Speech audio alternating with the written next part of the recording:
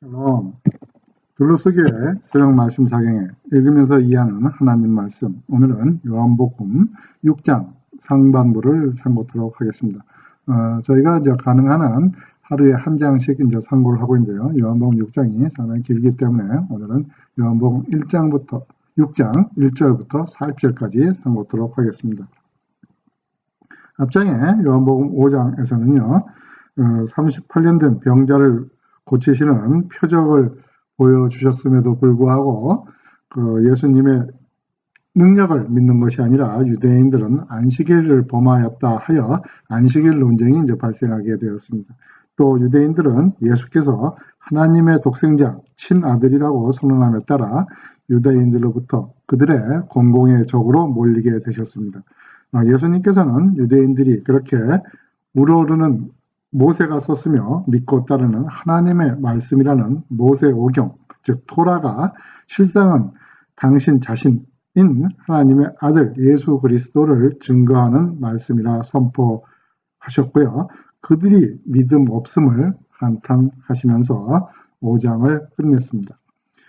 예수께서는 계속해서 4장에서 사마리아 여인을 통하여 영원히 목마르지 않은 생수라고 말하신 후에 또 5장에서는 하나님의 아들 독생자이심을 선포하셨고요.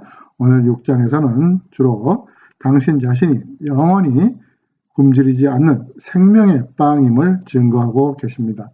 전반부 1장 1절부터 보겠습니다.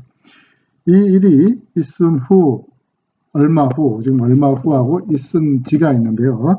이것은 정확하게 언제라는 거라든가 또 그런 거는 알 수 없지만 우리가 5장과 6장과 이어진다는 가정을 하에서 5장에서 예루살렘에서 38년 된 병자를 고치시고 또 안식일 논쟁을 하고 여러 가지 문제가 있어서 그 예루살렘에서 보내신 후에 이제 다시 이제 갈릴리 지역으로 이렇게 지도를 보시면 갈릴리 지역으로 이제 올라오는 그런 과정에서 이제 시간을 얘기하고 있는 것 같습니다. 그래서 예수께서는 디베랴 호수라고도 하는 어느 호수요? 갈릴리 호수를 건너가셨습니다 하고 있습니다. 여기서 건너가셨다 하는 것은 항상 서쪽에서 동쪽으로 가는 것은 이제 건너갔다고 표현을 하고 있고요. 또 여기에서 나오는 디베랴 호수, 또 이제 갈릴리 호수라고도 불리는 이 이제 전체적인 호수가 여기 있는데요. 이 디베랴 호수는 성경에서 여러 용어로 다르게 불리우는데요. 갈릴리 호수, 뭐 긴네렛 바다, 게네사렛 호수, 또 그냥 바다 뭐 이렇게 불리고 있고요. 이 갈릴리 호수가 상당히 크기 때문에 이 주변에 여러 도시들이 있습니다. 이 도시들의 입장에서 봤을 때 자기네 앞에 있는 바다 호수라고 해서 자기네 동네 이름을 붙이고 호수라고 하고요. 이것은 마치 일본과 우리나라가 뭐 동해를 놓고 동해냐 아니면 일본해냐 서로 이름을 가지고 싸우는 그런 거하고 비슷한 상황이라고 이해하시면 되겠습니다. 그래서 이 요한복음은 주후 90년경에 마지막에 쓰여진 복음서이기 때문에요. 상당히 이제 시간이 흘렀고요. 원래는 이제 갈릴리 호수라고 많이 불렸던 이 호수가 이제 디베랴 호수로 더 이제 많이 불리게 됐다는 걸 의미하고 있습니다. 그래서 이 디베랴 호수는요, 4장에서 죽어가는 왕의 신하의 아들을 살려준 예수님의 기적 사건이 있었습니다. 그때 나오는 그 왕이 헤롯 안티파스라는 왕인데요. 그때 그 왕은 이 갈릴리 지역과 요 밑에 베레아 지역을 담당하는 분봉왕이었습니다. 그래서 그가 주 26년에 당시 로마의 황제인 티베리우스의 이름을 따서 이것을 황제에게 헌납하는 도시라고 해서 이제 디베랴, 우리는 지금 디베랴라고 하죠. 디베랴라는 시를 만들었습니다. 그래서 이 도시를 만든 다음부터는 이 시간이 지나면서 또 로마 식민지 하에 있었기 때문에 이 호수가 이제 디베랴 호수로 많이 이제 불리었다고 하는 것입니다. 그래서 예수님의 기적을 앞장에서 계속해서 봤던 사람들이 이제 많은 무리들이 예수님의 이제 뒤를 따랐고요. 그것은 사람들이 예수님께서 왜 그렇습니까? 병든 사람들의 행하시는 놀라운 일을 보았기 때문에 예수들의 무리가 따랐다는 겁니다. 그래서 예수께서는 지금 이 디베랴 호수를 지금 건너갔다고 1절에서 얘기했는데요. 다른 복음서에 보면은 이제 바다를 이제 베세다를 향해서 이제 도착하셨다고 이제 기록이 되어 있습니다. 그래서 우리도 이제 그거를 따라 예수님께서 지금 베세다라고 이제 가셨다고 얘기를 하고 있는데요. 그래서 베세다에 가는 데까지 많은 사람들이 쫓아와서 3장에 예수께서는 언덕, 낮은 조그만 구릉지 같은 데서 올라가서 사람들이 많이 볼 수 있게 올라가서 제자들과 같이 있었던, 이때 당시는 벌써 12명의 제자가 있었고요. 요한복음에서는 나머지 12명의 제자를 아직 밝히지 않고 5명 정도만 현재까지 밝혀져 있죠. 그래서 제자들과 함께 거기 앉으셨다고 하고 있습니다. 이때 당시에 유대인들은 우리하고 지금 반대로 우리는 목사가 서서 예를 들어서 설교를 하고 성도들이 앉아 계시는데, 이 당시에는 예수님이나 랍비나 가르치는 사람들이 앉고 듣는 사람들이 서 있었습니다. 그래서 이제 3절의 표현이 그것입니다. 높은 데로 올라가서 예수님께서 앉고 따르는 무리들은 이제 서 있었다는 얘기죠. 그래서 4절에 이때가 언제 때 하냐 해서 얼마 후가 지금 언제냐는 것을 이제 4절에서 이제 증거해주고 있습니다. 그래서 유대인의 명절인 유월절이라고 하고 있습니다. 그래서 유월절은 아니고 유월절 무렵이랍니다. 유월절이 이제 다가온다는 것이죠. 그래서 이제 이 유월절은 넘어간다는 뜻입니다. 원래는 pass over, 유월, 그것이 이제 넘어간다는 뜻인데요. 그래서 이것은 이제 출애굽기에 나와 있는 사건으로요.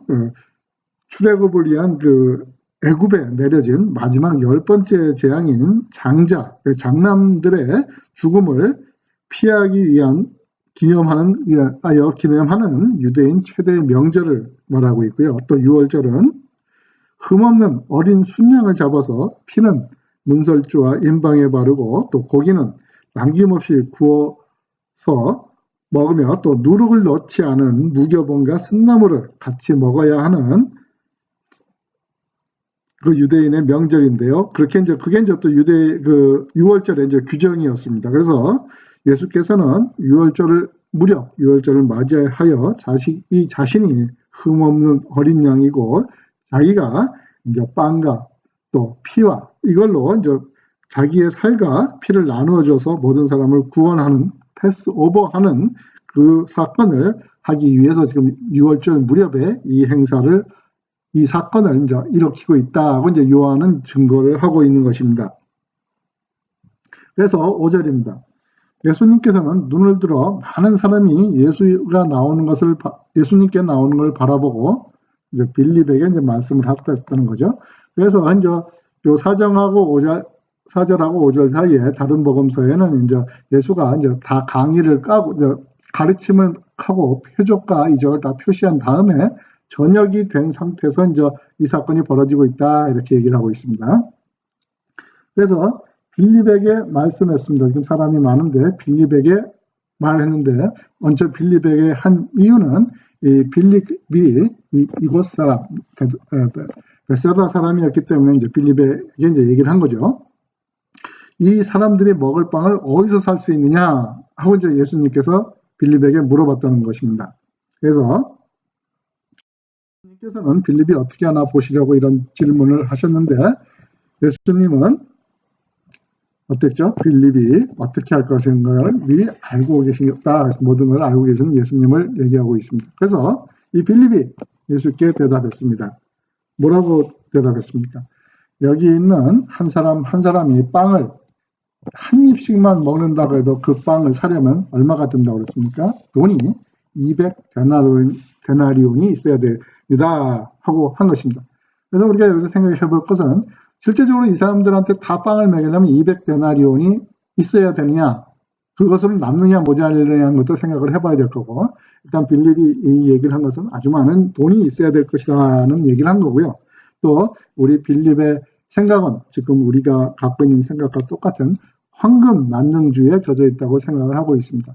이 빌립은 일단 200데나리온이 없어서 지금 빵을 못 사는 거지 200데나리온이 있으면 빵을 사서 먹일 수 있다는 식으로 얘기를 하고 있습니다. 그러나 우리가 살면서 보면 돈으로만 안 되는 것이 상당히 많은 것을 알게 됩니다. 그렇기 때문에 우리가 이제 빌립과 같은 생각을 갖고 있는데 우리도 황금 만능주의에서 조금씩 탈피하는 그런 생각을 가져야 할 것입니다.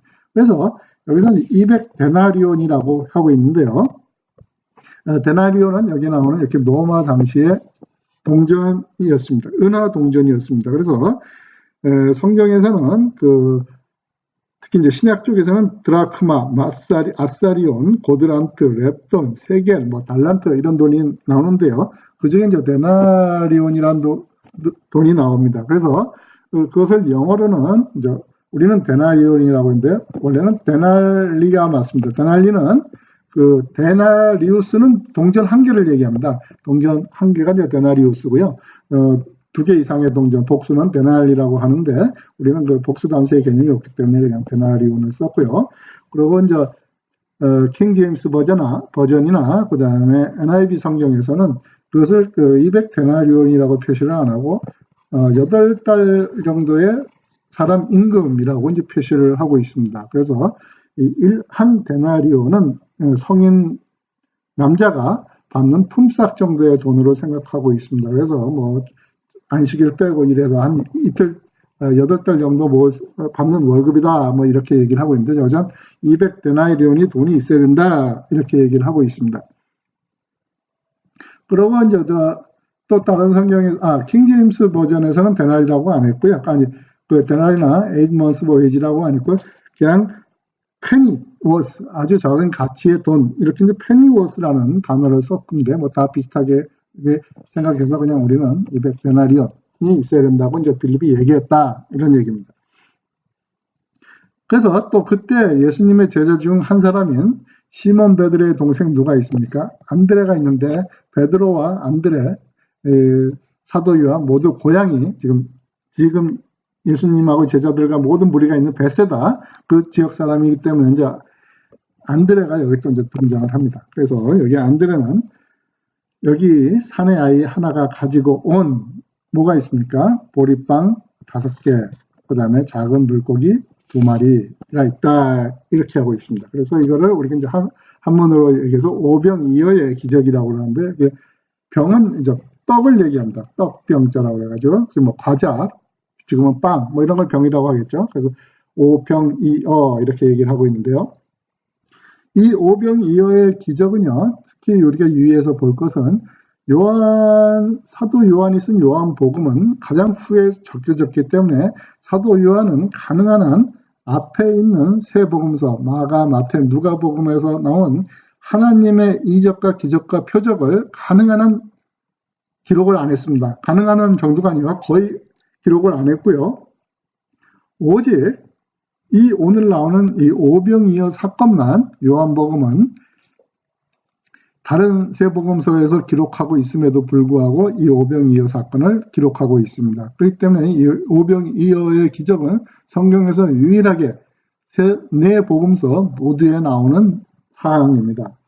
그래서 다른 복음서들에는요, 보리빵 5개와 빵 5개가 있고 물고기 2마리가 있다고 이렇게 표시가 있는데요. 사도 요한은 이것은 구분해서 정확히 어떤 빵이고 어떤 물고기였다는 것을 명시하고 있습니다. 그래서 일단 보리빵이었는데 보리빵이 아주 작은 보리빵이었고요. 이 보리빵은 밀로 만든 빵이 아니라 이제 보리로 만든 아주 가난한 사람들이 일반적으로 먹는 그런 빵을 얘기하는 거고요. 그 다음에 이때 당시에 그리스 사람들, 그러니까 헬라 사람들은 이 물고기를 사용하는 단어가 두 단어가 있었는데, 여기서 그래서 요한은 작은 물고기라고 얘기하고 있습니다. 그래서 학자는 물고기 2마리가 고래만큼 크지 않았냐 하는 이런 농담도 하고 있지만요. 그래서 이것을 방지하기 위해서 분명히 작은 물고기라고 얘기를 하고 있습니다. 그래서 이것은 어린아이 하나, 그러니까 한 사람이 먹을 수 있는 한 끼 식사 정도의 양밖에 없던 것입니다. 근데 그렇기 때문에 이 아이가 이렇게 있는데 이것만 가지고 이렇게 많은 사람을 어떻게 먹이겠습니까? 하고 또 이제 안드레가 얘기를 하는데, 이 얘기는 뭡니까? 누구 코에 갖다 붙이겠습니까? 하는 얘기랑 똑같은 얘기죠. 그래서 10절에 이제 이 얘기를 들은 두 제자한테 얘기를 듣건 돈이 없어서 못 산다는 제자가 있고, 이 조그만 가지고 누구 코에 붙이냐고 하는 제자가 있었는데, 예수께서는 이 두 말씀을 다 들으시고 사람들에게 어떻게 했죠? 앉으라고 시켜라. 이제 앉으라고 이제 제자들에게 이제 시켰습니다. 여기서 이제 앉으라고 했던 말은 우리가 생각해 그냥 바닥에 앉는다든가 의자에 앉는 것이 아닙니다. 이것은 당시에 이제 통습이나 관습대로 따라서 유대인들은 살짝 비스빈 누워서 이렇게 이제 밥을 먹었기 때문에 실제로 사람들에게 눕혀라라는 뜻이 되겠습니다. 이 얘기는 사람들이 밥 먹을 준비를 하라라는 명령이 되겠습니다. 그래서 예수님께서는 사람들에게 앉으라고 이렇게 얘기를 했는데 식탁을 차려라 하는 그거랑 마찬가지입니다. 그래서 그것은 이제 풀이 많이 나 있었고 또 거기에 앉은 남자의 수는 지금 사람이 나오죠. 남자의 수만 5,000명이라고 하고 있습니다. 당시에 이제 사람의 수를 쓸 때는 거의 이제 남자만 성인만 셌기 때문에 여기서 장정이라고 그러죠. 남자 장정은 5,000명. 그러니까 아이들, 그 다음에 뭐 부인, 여자 이런 걸 다 합쳐 당시에 뭐 2,000명 정도가 되지 않았을까 하고 이제 추측을 하고 있습니다. 1절입니다. 그래서 예수께서는 앉힌 다음에 그때 빵 2개와 물고기를 가지고 사람들의 원하는 만큼 누구 코에 갖다 붙이냐고 걱정을 했던 그거 제자들이었지만 원하는 만큼 나눠주셨는데요. 이것도 그곳에 앉아있는 사람이 이제 어떻게 되죠? 식사 준비를 하고 기다리는 사람들에게 이런 얘기죠. 제일 중요한 거는 그 빵을 가지고 주님께서 했던 행위입니다. 행위는 뭐였죠? 하나님께 감사 기도를 드리신 후에 그 빵을 나누어 주셨다는 것입니다. 여기서 또 우리가 생각해야 될 것은 그럼 과연 예수님께서는 이 빵 2개, 빵과 그 다음에 물고기가 없었으면 이 사람들을 배불리 먹게 못했냐 하는 것입니다. 우리 예수님과 하나님께서는 아무것도 없어서 무에서 유를 창조하고 천지를 창조하신 하나님인데 이 작은 빵과 작은 물고기를 가지고가 없다고 이 이적을 행할 수 있느냐 없느냐 하는 우리가 이제 생각을 해야 될 것입니다.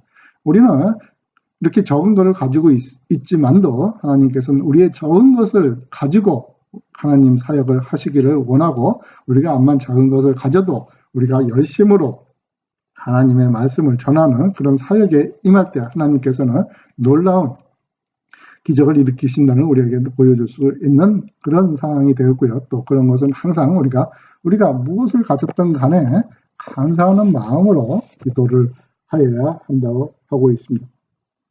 그 결과 사람들은 어떻게 됐습니까? 모두 실컷 먹었습니다. 배부르게 먹었다는 얘기죠. 그리고 식사가 끝났을 때 예수님께서 제자들에게 이제 말씀하시고 실컷 먹은 게 문제가 아니라 또 먹고 남은 빵도 있고 물고기가 다 있다고 하고 있습니다. 그래서 하나도 버리지 마라 이렇게 됐죠. 예수님께서는 빵과 물고기 남은 거를 버리지 말라 이렇게 얘기했고요. 그 다음에 그래서 제자들은 남은 음식을 모았는데 보리빵 5개와 보리빵 5개로 사람들이 먹고 남은 조각들이 큰 강주리로 몇 개나 되었다 그죠? 12개가 되었다 이렇게 하고 있습니다. 그래서 여기서 이제 큰 광주리가 이제 12개가 됐다는 거 가지고 이것도 뭐 숫자적으로 의미를 뭐 분석하고 12지파냐 아니면 12사도냐 뭐 이렇게 얘기를 하고 있는데 어쨌든 12개가 됐다는 것은 그런 뭐 어떤 꼭 의미보다는 많이 남았다는 걸 우리가 이제 찾아볼 수 있고요. 이 제자들이 음식을 모으는 사람들이 이제 당시에 12명이었지 않습니까? 여기서 이제 배반한 유다도 있기 때문에 12개였기 때문에 12명이 나가서 음식을 거두한 게 이제 12개가 찼다. 뭐 이렇게 이해하는 것이 더 좋을 것 같습니다. 그래서 14절에 사람들은 예수님께서 행하신 이 우리를 배부르게 한 표적을 보고 뭐라고 말했죠? 이분은 세상에 오실 예언자인데 어떤 예언자입니까? 그 예언자가 중요합니다. 그 예언자가 틀림없다 얘기하고 있습니다. 그 예언자라는 것은요. 신명기 18장에 당시 모세가 앞으로 이스라엘이 대망하는 선지자가 예언자가 반드시 올 것이다 이렇게 얘기를 했습니다. 그래서 그 예언자를 따라서를 기다리고 있던 이스라엘 유대인들이 이 표적을 보고 예언자가 이제 바로 이분이라고 해서 그 예언자 우리가 기다리는 그분이다라고 이제 생각을 한 거고요. 그래서 모세가 이 사람들이 생각하기엔 하늘의 만나를 먹게 해준 것처럼 오늘 우리 2만 명, 남자만 5천 명이 되는 사람들 배부르게 먹고 하는 이 기적을 나타냈는데, 그러니까 우리가 이제 그 당시에 모세를 통해서 애굽의 식민지 생활을, 노예 생활의 지배를 벗어난 것처럼 우리가 지금 로마의 식민지 생활을 하고 있는데, 이분이 바로 우리가 로마에서부터 벗어나게 해주는 바로 그 모세가 말한 다른 예언자, 그 예언자가 틀림없다고 얘기를 한 것입니다. 그래서 15절에 예수께서는 사람들이 와서 자기를 강제로 등 떠밀고 데려다가 그들의 뭐로 삼아요? 정치적인 왕으로 세우려고 한다는 것을 아셨습니다. 그래서 예수는 그것을 피해서 다시 떠나 어디? 홀로 그 옆에 있는 산으로 이제 올라가셨다 하고 있습니다. 그래서 이스라엘 당시에 유대인들은 이제 그분이 왕으로 오셔서 우리가 이제 로마하고 싸움을 통해서 자기들이 독립하고 자기네들이 홀로 설 수 있는 그런 정치적인 왕으로 이제 세우려고 이제 생각을 했던 것입니다. 그래서 예수께서는 이제 산으로 혼자 올라가셨는데, 올라가서 뭐 하셨을까요? 네, 기도하셨겠죠. 저녁에. 지금 이제 이때 저녁에 이제 음식을 먹고 이제 밤에 이제 저녁하고 이제 밤에 일어나는 사건들을 얘기하고 있는데요. 16절에 이제 저녁에서 이제 밤이 넘어갔고요. 예수님의 제자들은 지금 어디에 있습니까?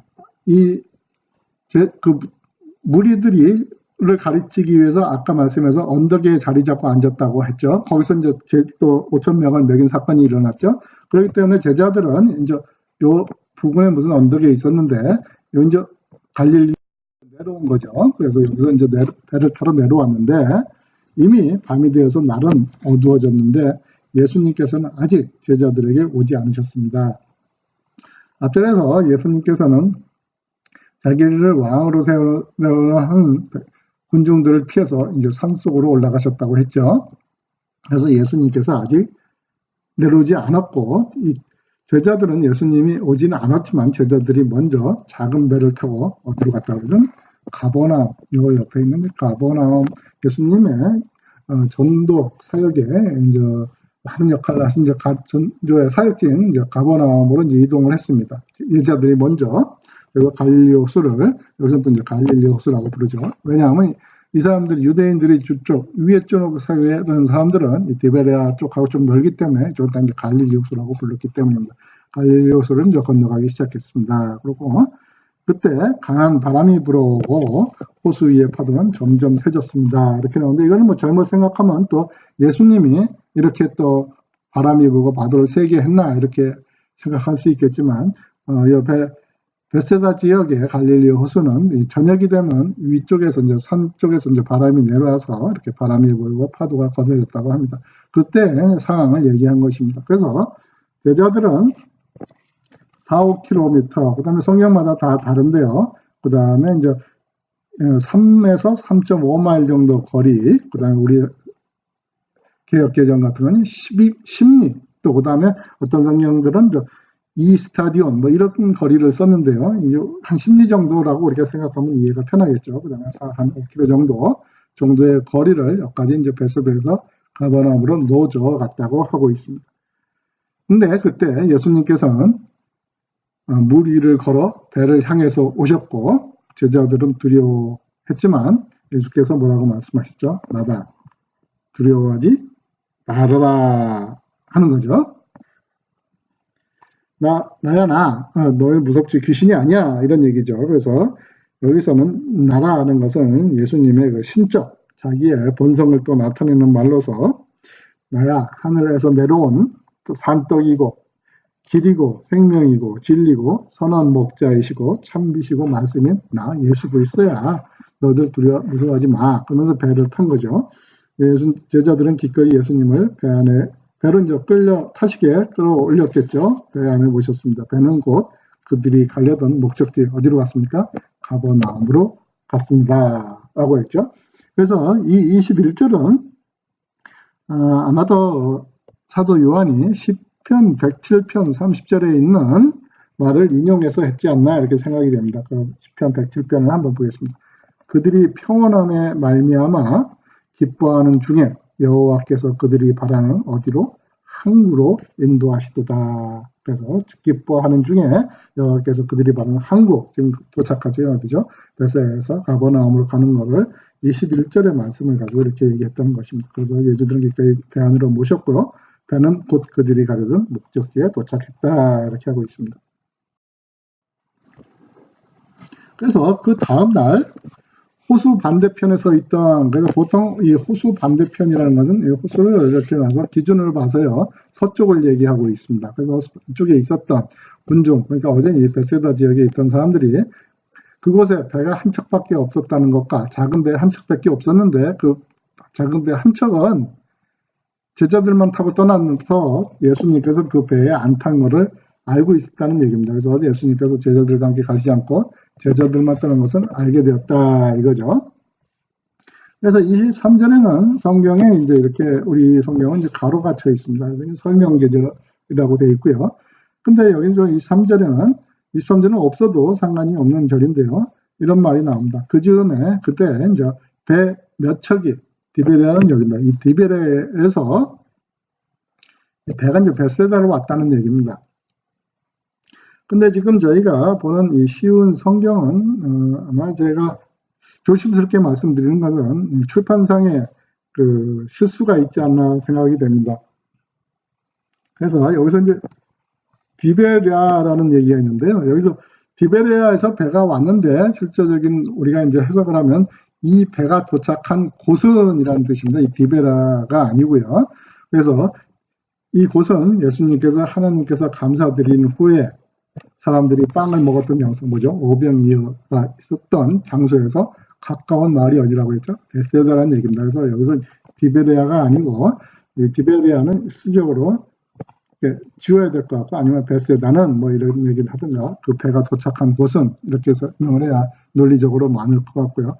혹자는 또 어떤 데서는 예수님의 오병이어 기적 사건이 이쪽이 아니고 이 디베리아 부근에 있었던 곳이다 라고 또 설명을 하지만 그것을 우리가 또 맞다고 인정할 때는 제자들이 이쪽에서 가버나움으로 갔던 거리라든가 방향이 또 맞지가 않습니다. 그래서 뭐 실제적으로 이것은 뭐 중요한 내용은 아니지만 오직한 배 몇 척이 디베리아 사람들을 태우고 이제 왔다는 얘기고요.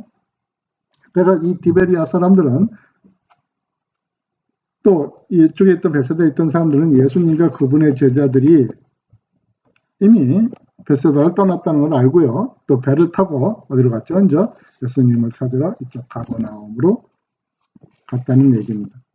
그래서 사람들은 호수 건너편에서 예수님을 만났다 이거죠. 그래서 예수님에게 물어봤습니다. 선생님 언제 여기에 도착하셨습니까? 라고 물어봤다는 얘기죠. 언제 오셨어요? 근데 사람들은 예수님이 뭐 어떻게 왔는지는 지금 모르죠. 물리를 걸어서 배를 타고 왔다는 걸 모르고 그냥 선생님이 여기 있으니까 예수가 여기 있으니까 선생님 여기 언제 오셨습니까? 이렇게 뭐 흘러가는 안부 인사 정도로 지금 먼저 시작을 하고 있습니다.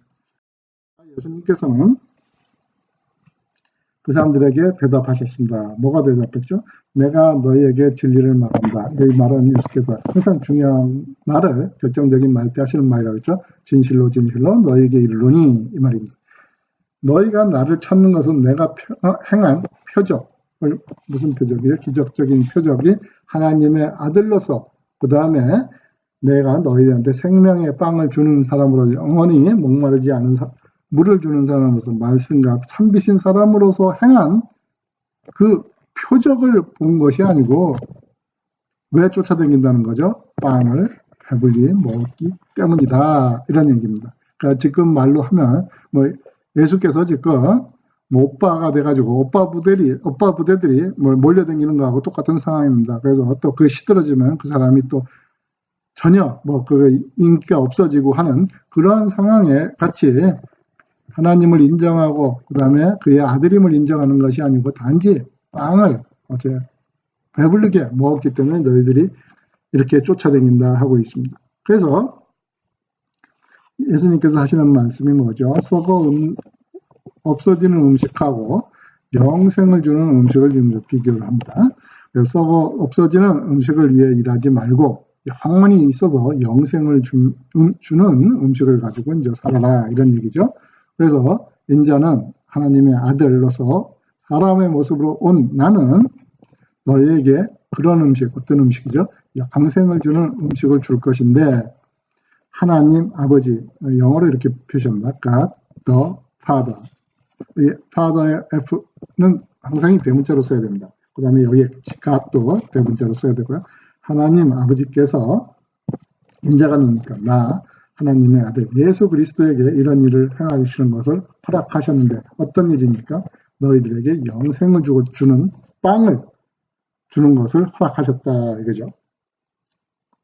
그래서 28절에는 그러자 사람들이 예수께 물었습니다. 뭐라고 물었습니까? 하나님께서 원하시는 일을 하기 위해서 우리는 무엇을 해야 합니까? 이렇게 질문했지만 이것은 일은 우리가 또 단수복수 개념이 없는 것처럼 일은 영어로나 원어에는 분명히 일들이라고 표시가 되어 있습니다. works. 하나님께서 원하는 일들이 무엇입니까? 이 얘기는 반대로 생각하면은 이 말하고 똑같은 것입니다. 내가 주일 성수 잘하고 헌금 잘하고 11조 다 내고 새벽기도 빠지지 않고 모든 예배에 참석하고 봉사와 그 다음에 전도 사역에 다 열심을 내서 하는데 내가 그런 사람 아니냐. 하나님의 일을 하는 사람이 아니고 하나님께서 원하신 일이 하는 사람이 아니냐. 이렇게 이제 돌려서 애들로 이제 물어보는 거죠. 그래서 하나님께서 원하신 일을 하기 위해서는 나는 그 정도 해야 하는데 그거 말고 뭐 딴 일을 해야 됩니까? 라는 걸 이제 물어보는 거죠. 그래서 예수님께서는 전혀 다른 답변을 하시죠. 하나님의 일이란 여기서 어떤 일들을 해야 됩니까? 라고 복수로 얘기하는데요. 예수님께서는 하나님의 일, 단수로 딱 오직 한 가지다라는 걸 얘기합니다. 하나님의 일이란 단지 뭐죠? 바로 단지 하나님께서 보내는 사람을 뭐 하는 것? 믿는 것이 하나님이 원하시는 일이라고 하고 있습니다. 하나님께서 보내주신 사람은 누구죠? 예, 인자로 오신 예수 그리스도를 말하는 것입니다. 그래서 우리가 항상 명심해야 될 것은 하나님이 기뻐하시는 일은 바로 예수 그리스도를 믿는 것이 하나님을 기쁘게 하시는 일이라는 것입니다. 그래서 다시 사람들은 물었는데요. 당신은 또 다른 어떤 표적을 행하여 우리를 보고 당신을 믿게 하시겠습니까? 그래서 우리가 항상 얘기하듯이 표적으로서는 사람을 변화시킬 수 없습니다. 우리가 예수께서 그렇게 수많은 표적들을 지금까지 해오고 계신데도 그 표적을 단지 보면 또 잊어먹고 우리가 출애굽에서도 알 수 있듯이 홍해를 건너는 그 표적을 보고 나서도 며칠이 지나지 않아서 예수님 하나님께 불평을 하는 그 이스라엘 사람들을 보면서 우리의 마음이 어떤가를 알 수 있습니다. 그래서 이 사람들도 마찬가지로 표적을 행하여 우리가 보고 당신을 믿게 하게 표적을 또 보여달라는 얘기를 하고 있습니다. 이 사람들은 또 자기네가 자신하고 있는 모세오경의 성경의 얘기를 시편을 가지고 이제 예를 들고 있습니다. 시편 78편에 이렇게 기록이 되어 있습니다. 하나님께서 그들에게 먹을 빵을 하늘에서 내려주셨다라고 기록되어 있는데 우리 조상들은 광야에서 38년 동안 40년 동안 만나를 먹고 살았습니다. 라고 이제 증거를 한 거죠. 그러니까 당신은 인자로서 하나님의 아들이라고 하는데 우리 단 하루 저녁 5,000명 먹인 거가 뭐가 그렇게 중요하냐. 지금 하나님께서는 38년 동안 광야에서 만나를 60만의 그것도 남자만 60만 명의 인원을 광야에서 만나를 먹여주시 않았느냐. 그러니까 당신은 무슨 표적을 보이겠느냐 하고 있죠. 그래서 시편에는 분명히 시편의 기자인 다윗 왕은 그것이 먹는 빵을 내려준 것을 누가 내려줬다고 하죠? 하나님께서 내려주셨다고 분명히 명기를 하고 있습니다. 그래서 이 만나는 유대인들이 먹었던 광야에서 먹었던 하늘이 주신 양식이었는데요. 그래서 예수님께서 이제 그들에게 이제 이 말을 한 예수님께서 말씀하시죠. 내가 너희에게 진리를 말한다. 또 중요한 말이죠. 진실로 말하노니 너희에게 하늘로부터 내린 빵을 준 사람은 누가? 이 사람들은 지금 누가 줬다고 생각하고 있으면 모세가 아니다 하고 있죠. 우리 흔히 뭐 홍해가 갈라지는 일을 모세의 기적이라고 표현을 하지만 그건 절대로 모세의 기적이 아닙니다. 모세가 한 것이 아니기 때문에요. 하나님이 이루어진 하나님의 사역이지 모세는 단지 그것을 건너가게 하시던 기도했던 사람이죠. 그렇기 때문에 우리가 이 말서처럼 이렇게 빵을 준 사람은 모세가 아니다. 시편에 다윗이 기록한 거지. 하나님께서 주셨다고 말씀했는데도 그것을 믿고 잘한다고 하는 유대인들도 이것은 모세가 줬다고 이렇게 생각을 또 이제 하고 있다는 것입니다. 그래서 모세가 아니고 누가 줬다고 하고 있습니까? 나의 아버지, 또 나의 아버지라는 얘기죠. 너희에게 하늘로부터 뭘 주시죠? 참된 빵을 주시는 것이다. 얘기하고 있습니다. 그래서 하늘로부터 오는 참된 빵, 하나님의 빵은 하늘로부터 내려오는데 그것은 어떤 것입니까? 세상에 뭘 줘요? 생명을 주는 빵이라고 얘기하고 있습니다. 그래서 사람들이 예수님께 이제 얘기를 했죠. 그렇다면 그 빵을 우리에게 주십시오. 이 얘기는 사마리아 여인이 나는 너에게 영원히 목마르지 않은 물을 줄 것이다 그랬더니 그 여자가 이제 나는 물이다, 영원히 목마르지 않은 물이다 예수께서 얘기하셨더니 사마리아 여인이 이랬죠. 그 물을 그럼 나에게 주십시오 하는 것 똑같은 얘기입니다. 그래서 세상에 생명을 주는 빵인데 그렇다면 그 빵을 우리에게 항상 주십시오 라고 하는 거죠. 그래서 이 사람들은 생명의 빵의 개념보다는 영원히 배고프지 않는 육신적인 빵을 지금 생각을 하면서 이렇게 얘기를 하고 있는 거죠. 이 빵을 우리에게 항상 주십시오. 그러나 지금 예수님께서 얘기하는 것은 세상에 생명을 주는 참된 빵을 얘기하는데 아직 이해를 못하고 있는 것입니다. 그래서 그때 예수님께서 그들에게 이제 선언하셨죠. 나는 생명의 빵이다. 그래서 먹으면 이제 여러분 나는 뭐라고 하는데 이제 처음으로 본인을 신적으로서 어떤 것을 규정하는 명령으로서 첫 번째 표시한 게 나는 생명의 빵이다. 그러니까 자기를 어떤 존재라고 정의하는 첫 번째 얘기가 나는 생명의 빵이라는 것입니다. 우리 이제 생명의 떡 뭐 이렇게도 이제 옛날 책에서는 옛날 성경에서는 이제 저희들이 보고 있는데요. 그래서 중요한 게 나는 생명의 빵이라고 이제 선언을 하셨다는 것입니다. 그래서 생명의 빵이기 때문에 내게 오는 사람은 어떻게 죠? 절대 굶주리지 않을 것이고 또 여기서는 이제 나를 믿는 사람은 또 결코 목마르지 않는다 하고 있어서 이제 이 50절 이후에서 우리가 내일 살펴볼 절에서 말한 생명의 피, 목마르지 않는 피에 대한 말을 하기 위해서 미리 이제 준비 사항으로 꺼내신 겁니다. 그래서 내게 오는 사람은 그 생명의 빵을 먹고 결코 굶주리지 않을 것이고 또 내 피를 먹는 사람은 결코 목마르지 않을 것이다 하는데 여기서는 아직 이제 숨은 뜻으로만 이 말씀을 목마르지 않을 것이라고 써놓은 것이죠. 36절에 그러나 전에도 내가 항상 너희들에게 얘기했던 것처럼 너희는 나를 보고도 어떡하죠? 여전히 나를 믿지 않는다 하고 있어요. 그래서 성경은 그 기머거리나 그 다음에 맹인이나 얘기를 많이 하는데 그것은 신체적인 장애를 갖고 있는 그런 장애자들보다는 눈이 있어도 보지 못하고 귀가 있어도 듣지 못하는 사람들을 나타내는 그런 은유적인 표현이기 때문에 여기서는 그 얘기를 하고 있습니다. 나를 보고 눈이 있어서 나를 보고도 나를 믿지 않는다 이렇게 하고 있죠. 그래서 하나님 아버지께서 나에게 주신 사람, 그래서 하나님 아버지께서 믿음을 그들에게 주셔서 그 사람들이 나를 다시 믿게 예수 그리스도인 나를 믿게 준 사람은 다 하나님 예수 그리스도 앞으로 올 것이고 내게로 오는 자는 나 예수 그리스도를 믿고 따르는 자들은 나는 어떻게 하죠? 결단코 쫓아내지 않을 것이다. 놓지 않고 잃어버리지 않을 것이다. 라는 얘기를 하고 있습니다. 나 예수 그리스도가 하나님의 아들을 하늘에서 아들인 내가 하늘에서 내려온 이유가 뭡니까?를 얘기하는데요. 나는 내 뜻을 이루기 위해서 내가 하고 싶은 것을 하기 위해서 하늘에서 온 것이 아니다 이렇게 하고 있죠. 나는 왜 하늘에서 왔습니까? 뜻을 행하기 위해서 하늘에서 왔는 누구의 뜻이죠? 나는 나를 보내신 분은 누구죠? 아버지 하나님을 얘기하고 있습니다. 그래서 내가 여기에 인자로 온 이유는 무엇이냐? 하나님 아버지의 뜻을 행하기 위해서 왔다 이렇게 얘기했죠. 그래서 그러면 아버지의 뜻은 무엇이냐라는 것입니다. 나를 보내신 분의 뜻은 하나님께서 내게 주신 사람은 믿음을 통해서 나한테 오게 한 사람은 단지 한 사람도 잃지 않고 마지막 날에 그를 죽음에서부터 부활시킨 것이 하나님의 뜻이라는 것입니다. 그래서 마지막 날 심판의 날에 예수 그리스도를 믿고 따랐던 성도들은 모두 부활하는 것을 하나님께 원하신다는 얘기죠. 그래서 그분의 아들, 하나님의 아들 성자 예수 그리스도를 보고 믿는 사람은 어느 누구나 다 뭐랬죠?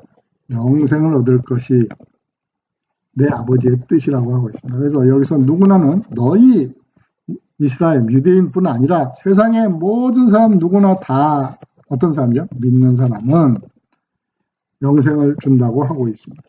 아버지의 뜻이기 때문이다. 그래서 나는 나를 믿고 따르는 사람은 마지막 날 부활의 날에 살아일으킨다. 그래서 마지막 날에 부활시킬 것이다. 이렇게 얘기하고 있습니다. 그래서 여기서 38, 39, 40절은 같은 얘기를 계속 반복해서 하나님의 뜻은 무엇이라는 것입니까?